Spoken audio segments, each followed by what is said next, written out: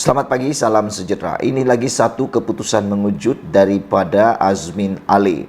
Azmin Ali kata, Amir ingat yang angkat nama engkau tu aku, kata Azmin Ali, merujuk kepada Amiruddin. Tetapi selepas Azmin Ali menyatakan kenyataan ini, iaitu cuba menyindir Amiruddin Sari, iaitu sekarang ini ialah bekas Menteri Besar Selangor, kerana DUN Selangor telah pun bubar. Apa yang terjadi ialah Amiruddin Sari turut memberikan sindiran kepada Azmin Ali yang lebih pedas. Kalau Azmin Ali kata, Amiruddin ingat yang angkat engkau dulu tu aku, kata Azmin Ali, macam seakan-akan dialah pula bangga mengangkat, tapi yang menjatuhkan tu siapa? Tapi selepas beberapa jam menyindir Amiruddin Sari, Azmin pula kena setapak di muka. Macam ni. Amiruddin kata, kau jangan lupa Min, Azmin Ali, yang disindir tu Azmin Ali. Kau jangan lupa Min, kata Amiruddin Sari, aku yang kalahkan engkau 6 bulan yang lalu. Amiruddin disindir, Azmin Ali pula kena setapak di muka. Azmin Ali kata, jangan lupa, ingat yang angkat engkau tu dulu aku, kata Azmin Ali. Tapi Amiruddin kata, kau jangan lupa Azmin, aku yang kalahkan engkau 6 bulan lalu. Badan muka kan. Datuk Seri Amiruddin Sari sebentar tadi memulangkan paku buah keras apabila mengingatkan Datuk Seri Azmin Ali bahawa beliau pernah mengalahkan pengerusi Pakatan Nasional PN Selangor itu pada pilihan raya umum ke-15 pada November lalu.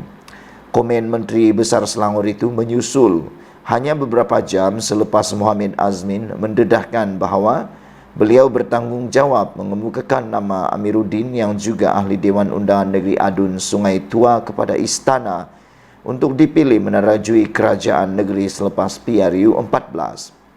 Mengulas lanjut, Amiruddin yang sebelum ini dikenali sebagai anak didik Mohammed Azmin Ali berkata, aspek pelaburan di Selangor juga lebih baik dengan pencapaian sehingga RM18 bilion selepas bekas ahli Parlimen Gombak terbabit meninggalkan negeri itu pada tahun 2018. Amiruddin kata, kau jangan lupa Min, Azmin, aku yang kalahkan engkau 6 bulan lalu. Selepas kamu tidak jadi Menteri Besar, pencapaian terbaik kita dari 30 tahun adalah RM80 bilion pelaburan pada tahun 2018.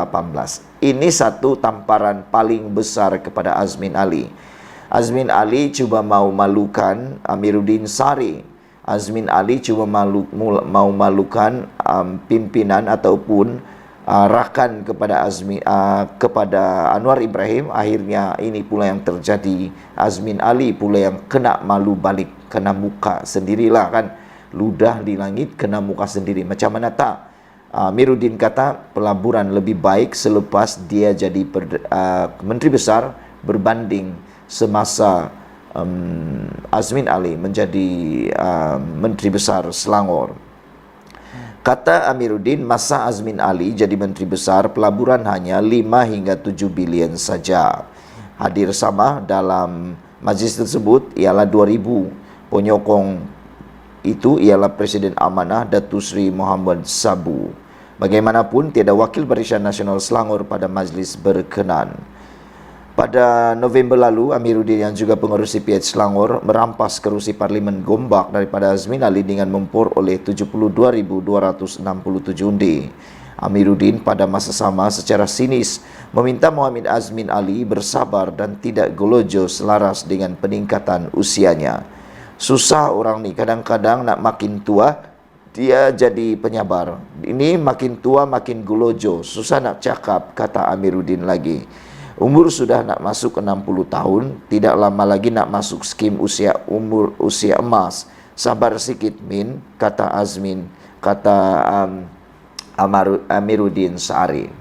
Jadi saudara, itulah dia keputusannya. Selepas Azmin Ali cuba malukan pimpinan Anwar Ibrahim, pimpinan ialah pimpinan yang diterajui oleh Anwar Ibrahim. Akhirnya Azmin Ali pula yang kena setapak. Pada mukalah kan Azmin Ali kata, Amiruddin jangan lupa aku yang angkat engkau dulu. Tapi Amiruddin kata, kau pula Azmin Ali jangan lupa aku yang kalahkan engkau 6 bulan. Dan Amiruddin kata, masa kau jadi menteri besar, masa kau jadi menteri besar, pelaburan di Selangor hanya 5 hingga 7 bilion, 8 bilion. Tapi saat dia menggantikan Azmin Ali, dia telah berjaya mendapatkan pelaburan sehingga 18 bilion. Pada muka malukan orang kena sendiri kan. Sekian dulu untuk kali ini. Jangan lupa tinggalkan komen Anda, tekan butang subscribe. Kita jumpa lagi. Bye-bye. Selamat pagi, salam sejahtera. Terima kasih karena bersama dengan saya di Nazilin Unity Channel. Saudara-saudara sekalian, ini satu pendedahan daripada mahkamah yang menyatakan RM 44 juta ditemui di pejabat rumah bekas pengarah Jabatan Air Sabah. Ini betul-betul satu kes yang luar biasa. Bayangkan ada duit RM 44 juta tunai. Tunai ya saudara. Ini bukan duit online. Ini bukan duit duit dalam bentuk cek. Tak. Ini duit tunai. Pernah nampak tunai?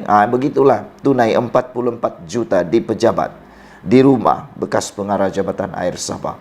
Ini semua adalah kes yang membabitkan bekas pengarah Jabatan Air satu ketika dahulu. Yang mana ketika serbuan dibuat, semua yang membuat serbuan terkejut sebab ada duit di dalam pejabat, di rumah, bahkan ada di dalam kereta berpuluh juta. Nah, banyak kan? Tapi syukurlah ia telah diselesaikan. Ikuti terus ulasan ini supaya kamu tahu macam mana cerita dia.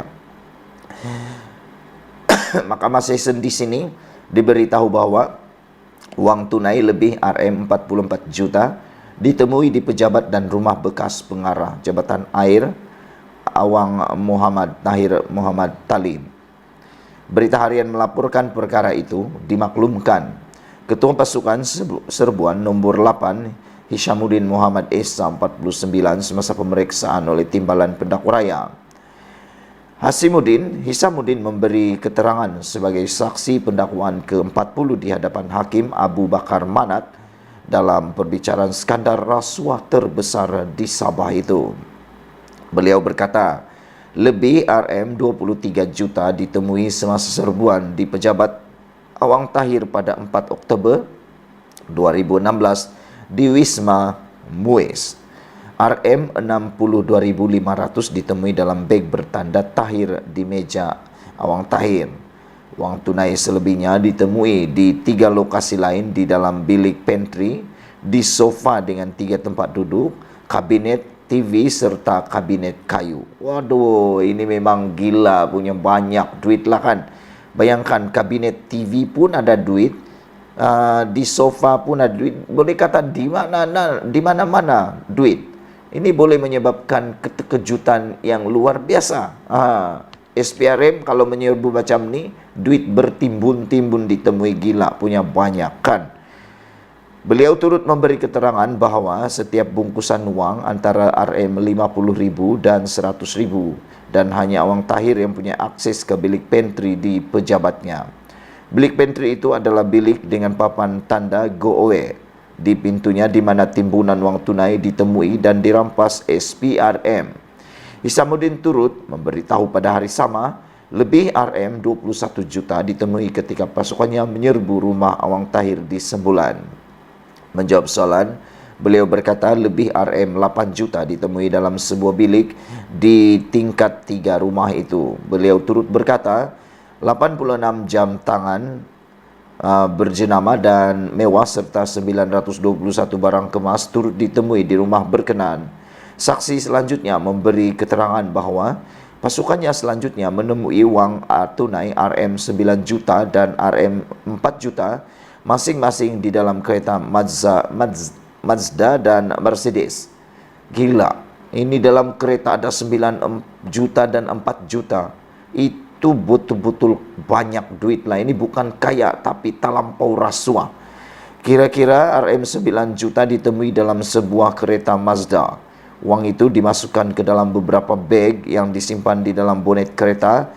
Ketika itu kereta diparkir tidak jauh daripada pagar rumah yang diletakkan di luar pagar rumah. Tak takut hilang duit. Aduh, ini melampau banyak duit nih, sampai berani simpan duit dalam bonet kereta berjuta-juta di luar rumah lagi di parking. Itu kalau dirompak, aduh, kalau dicuri kereta itu dapat bonus, dapat loterai. Curi kereta satu dapat duit berjuta-juta. Macam itulah cerita dia kan. Sebanyak RM 4 juta lagi ditemui di dalam sebuah Mercedes-Benz.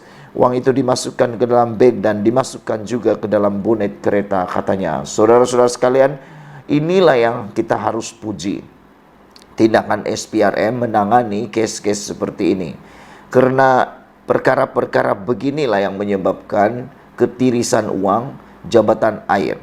Sehingga Sabah banyak tempat yang tiada air gara-gara ada rasuah yang menular, yang teruk macam ni. Kita harap apa yang berlaku ini menjadi teladan kepada semua. SPRM menyerbu rumah ini menjumpai bertimbun uang. Wah, gilalah. Sekian dulu untuk kali ini. Jangan lupa tinggalkan komen dan tekan butang subscribe. Kita jumpa lagi. Bye-bye. Selamat pagi, salam sejahtera. Terima kasih karena bersama dengan saya di Nazlin Unity Channel. Saudara-saudara sekalian, beberapa hari yang lepas kita ketahui bahwa Zuraida Kamarudin telah pun disaman di arah bayar saman. Ini bukan sekadar disaman, tetapi telah diarah bayar saman oleh Mahkamah Tinggi sebanyak RM 10 juta kepada parti lamanya, yaitu PKR. Ini satu perkara yang baik yang pernah saya utarakan sebelum ini, yaitu satu duluan yang amat baik. Dan terbukti apabila selepas saya mengeluarkan kenyataan tersebut, Setiausaha Agung PKR, yaitu Saifuddin Nasution Ismail, telah menyatakan bahwa itu hanya satu permulaan. Dan beliau menyatakan bahwa akan ada pemimpin-pemimpin PKR yang telah menjadi pengkhianat, yang telah keluar daripada parti PKR menyertai parti-parti yang lain semasa langkah Sheraton, yang akan turut menerima bahana yang sama. Oleh sebab itu, selepas beberapa jam Zuraida Kamarudin diarah bayar RM 10 juta, ini pula komen daripada Azmin Ali berkaitan dengan saman RM ataupun arahan bayar saman RM 10 juta oleh Mahkamah Tinggi terhadap Zuraida Kamarudin. Yang kita tunggu-tunggu, apa komen Azmin Ali? Azmin Ali takut ke tak? Itu yang kita nak tahu kan? Anda nak tahu? Ikuti terus ulasan ini. Baiklah, saudara-saudara sekalian, Azmin Ali ialah antara orang yang terlibat dalam langkah Sheraton yang menyebabkan kerajaan Pakatan Harapan telah pun tumbang gara-gara pengkhianatan beberapa orang pemimpin parti PKR dan juga parti-parti yang lain. Saudara-saudara sekalian, ini komen Azmin Ali. Azmin Ali kata beliau yakin Zuraida akan menang peringkat rayuan. Wah, dia takut ke? Kita nak tanya macam tu soalan kepada Azmin Ali. Selepas Zuraida disaman 10 juta itu, berjaya disaman 10 juta, Azmin Ali dah takut ke? Sehingga Azmin Ali yakin. Beliau kata dia yakin Zuraida menang peringkat rayuan. Tak tahulah dari mana keyakinan Azmin Ali ini yang boleh menyebabkan Zuraida Kamarudin menang di peringkat rayuan. Saya tak tahu dari mana dia boleh yakin. Pengerusi Perikatan Nasional PN Selangor, Muhammad Azmin Ali, berpandangan keputusan Mahkamah Tinggi yang mengarahkan Zuraida Kamarudin membayar RM 10 juta kepada PKR bukan pengakhiran. Sebaliknya, bekas timbalan Presiden PKR itu berkata, Zuraida masih mempunyai ruang untuk membatalkan keputusan itu di peringkat Mahkamah Rayuan nanti. Itu bukan keputusan muktamad. Zuraida punya hak untuk buat rayuan, kata Azmin Ali. Saya percaya dengan fakta-fakta yang bakal dikemukakan nanti di Mahkamah Rayuan, Zuraida dibebaskan daripada keputusan membayar RM 10 juta, katanya dalam media. Semalam, Mahkamah Tinggi Kuala Lumpur membenarkan saman oleh PKR untuk menuntut 10 juta daripada Zuraida yang juga bekas naib presidennya kerana berpaling tadah daripada parti itu selepas menang kerusi Ampang pada PRU 14. Hakim Akhtar Tahir membuat keputusan itu selepas mendapati Hujahan Zuraida bahwa bon itu ditandatanganinya atas alasan dipaksa adalah tidak berasas. Mahkamah juga memerintahkan Zuraida membayar kos RM 50.000 kepada PKR. Bukti menunjukkan Zuraida menandatangani bon itu dengan pengetahuan penuh mengenai kandungannya. Zuraida menandatanganinya secara sukarela kerana mahu bertanding dalam pilihan raya atas tiket PKR, kata hakim. Sementara itu, Azmin ketika ditanya sama ada akan bertanding dalam PRN Selangor, beliau berkata dia menunggu arahan daripada pucuk pimpinan Bersatu. Azmin ni tarik tali lah kan, on off. Baru-baru ini dia menyatakan dia macam mau berehat daripada politik dan seakan-akan tak mahu bertanding. Tiba-tiba pula dia kata tunggu arahan daripada pucuk pimpinan.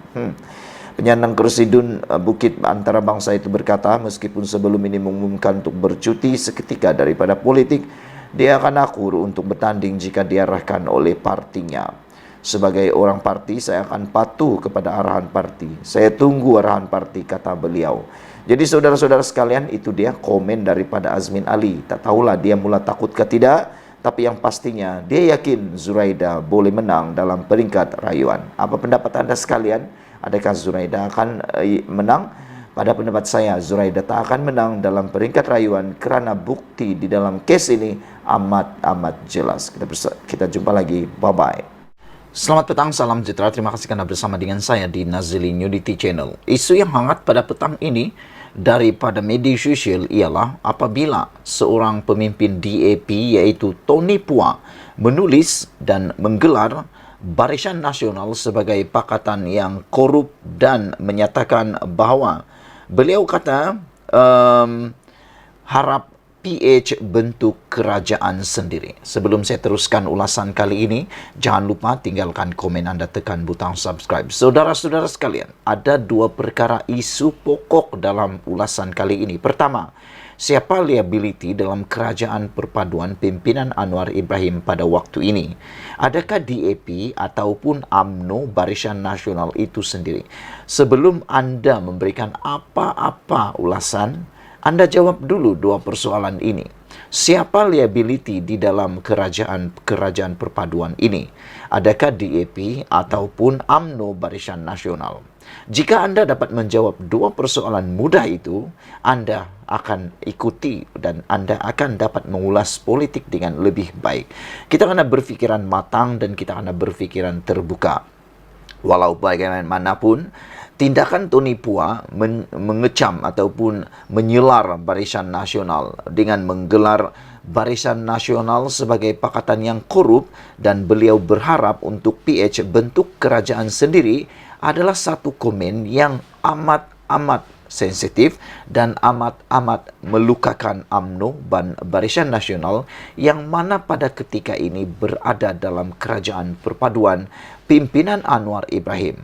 Sehingga pada waktu ini timbul pelbagai persoalan besar yang berkait dengan perkembangan terkini Tony Pua menggelar BN Pakatan Korup tersebut. Ada beberapa pemimpin daripada UMNO yang paling lantang iaitu Ashraf Wadi Dusuki dan beberapa pemimpin yang lain mendesak DAP jangan mencalonkan Tony Pua dalam PRN. Ada juga yang mendesak MCA atau MIC kalau saya tak silap telah pun mendesak DAP kalau berani, kata mereka, ambil hukuman yang paling setimpal dan berat terhadap Tony Pua. Dan mereka tidak keberatan untuk mencadangkan DAP memecat Tony Pua daripada kerajaan ataupun daripada parti tersebut. Walaupun Anthony Luke telah menyatakan bahawa kenyataan daripada Tony Pua itu tidak mewakili DAP, namun telah menimbulkan pelbagai persoalan besar dan lebih memanaskan lagi dunia politik Malaysia dikala kempen pilihan raya sudah bermula pada hari ini.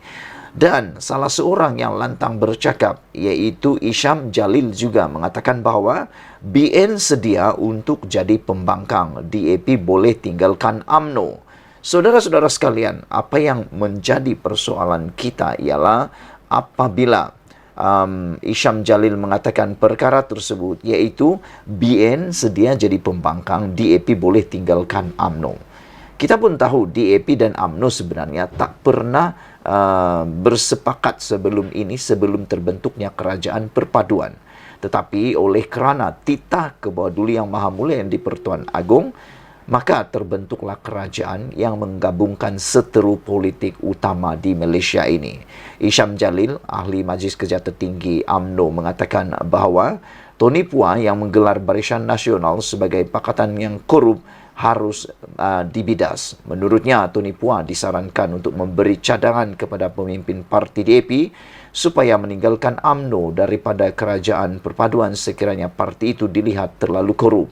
Menjadi persoalan kita ialah kalau DAP meninggalkan kerajaan perpaduan ini, saya yakin kerajaan perpaduan ini akan tumbang.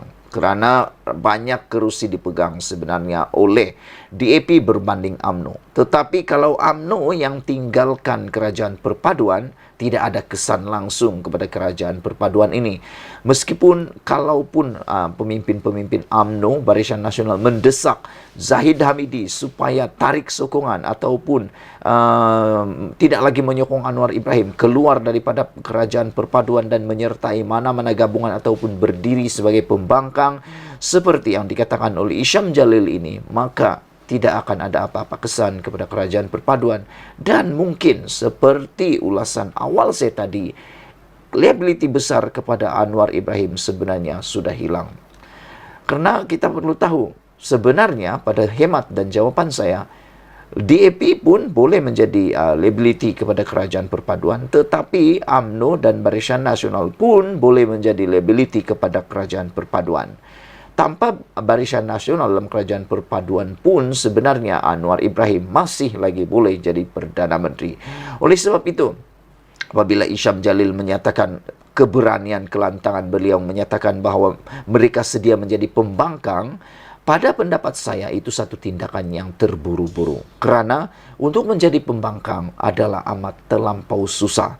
UMNO hanya mampu menjadi pembangkang sewaktu sebelum langkah Sheraton selama 22 bulan saja.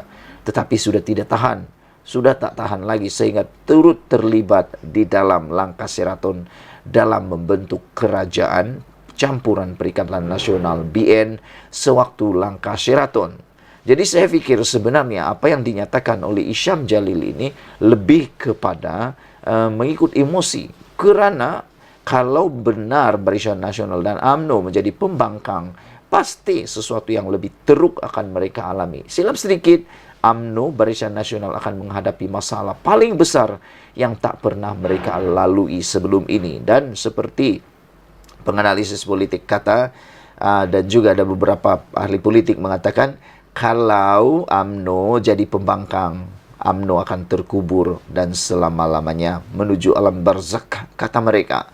Jadi itu sebabnya saya mengatakan bahawa tindakan Tony Phua membuat pernyataan seperti itu sebenarnya sudah lama beliau lakukan, bukan pada waktu ini.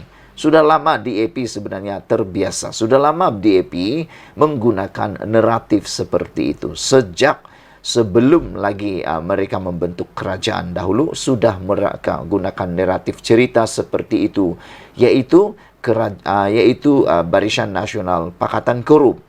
Tetapi oleh kerana membentuk kerajaan, maka mereka harus menjaga buah mulut mereka, mesti menjaga hati mereka, mesti menjaga mulut mereka, kerana sekarang ini mereka bersama dalam satu pasukan. Jadi kalau mau persalahkan Tony Phua sebenarnya tidaklah terlalu adil, kerana Tony Phua sudah terbiasa dengan tindakan DAP dulu memang mengambil pendekatan naratif seperti itu. Dan adakah, ini soalan saya yang terakhir kepada anda, adakah apa yang dikatakan oleh Tony Phua itu salah? Kalau kamu tahu dan kamu ada jawaban kepada persoalan itu, sila tinggalkan komen kamu. Mungkin anda komen anda berkaitan dengan naratif itu. Benarkah apa yang dikatakan oleh Tony Phua itu atau ianya bohong? Tinggalkan komen anda. Sekian dulu untuk kali ini. Jangan lupa tinggalkan komen. Kita jumpa lagi. Bye-bye.